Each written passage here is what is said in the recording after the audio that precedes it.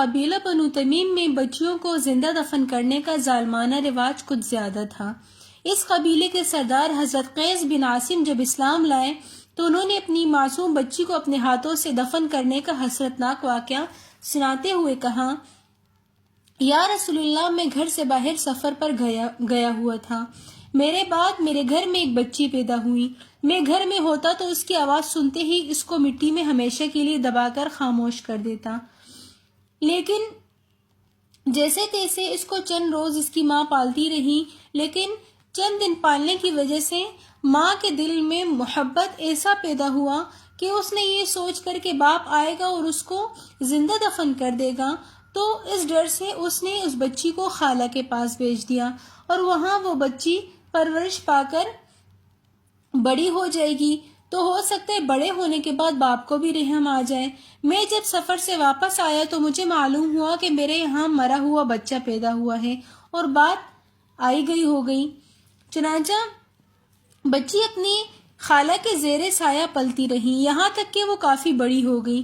اللہ کا کرنا ایسا ہوا کہ میں کسی دن کسی ضرورت کی وجہ سے گھر سے باہر چلا گیا اور ماں نے یہ سوچا کہ آج تو بچی کا باپ گھر پر نہیں ہے تو کیوں نہ اس کو بلا لوں، اور ماں نے اس کو بلا لیا۔ لیکن شامت اعمال دیکھے کہ کچھ دیر بعد میں بھی گھر پہنچ گیا۔ کیا دیکھتا ہوں کہ ایک بہت ہی خوبصورت بچی گھر میں ادھر سے ادھر دوڑتی پھر رہی ہے۔ میرے دل میں ایک انجانی سی محبت پیدا ہوئی۔ بیوی نے بھی میری آنکھوں میں محبت دیکھ لی اور اس کو بھی محسوس ہوا کہ خون کا اثر رنگ لے آیا۔ میں نے بیوی سے پوچھا، نیک بخت، یہ کس کی بچی ہے؟ بہت ہی پیاری بچی ہے۔ بیوی نے سارا قصہ سنایا کہ یہ آپ ہی کی بچی ہے، لیکن میں نے آپ کے ڈر سے اس کو خالہ کے زیر پرورش بڑا کیا ہے۔ میں نے بے اختیار بچی کو گلے سے لگا لیا۔ ماں نے اس کو بتایا کہ یہ تیرا باپ ہے اور وہ مجھ سے چمٹ گئی۔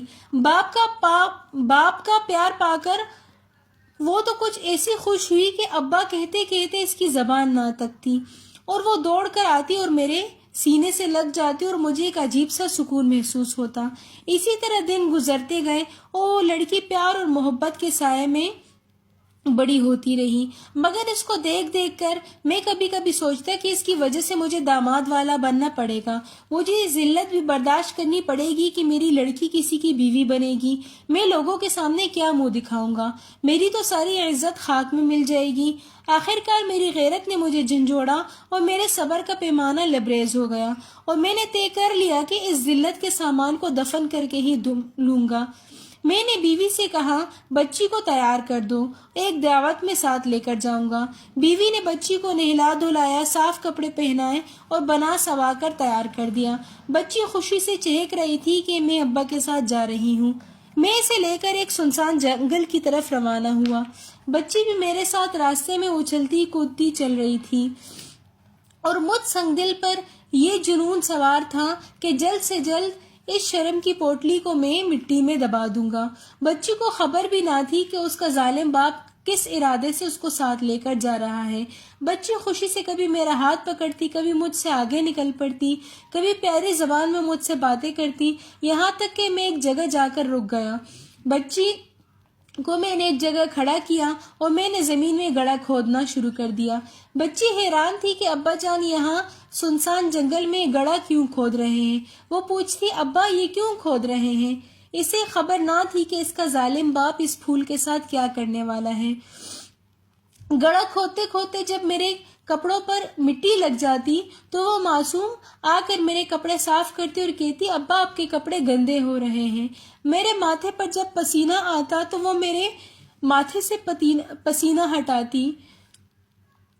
جب گھڑا تیار ہو گیا تو میں نے اس بچی کو مٹی کے اندر، اس گڑھے کے اندر ڈال دی اور اس کے اوپر جلدی جلدی مٹی ڈالنی شروع کر دی۔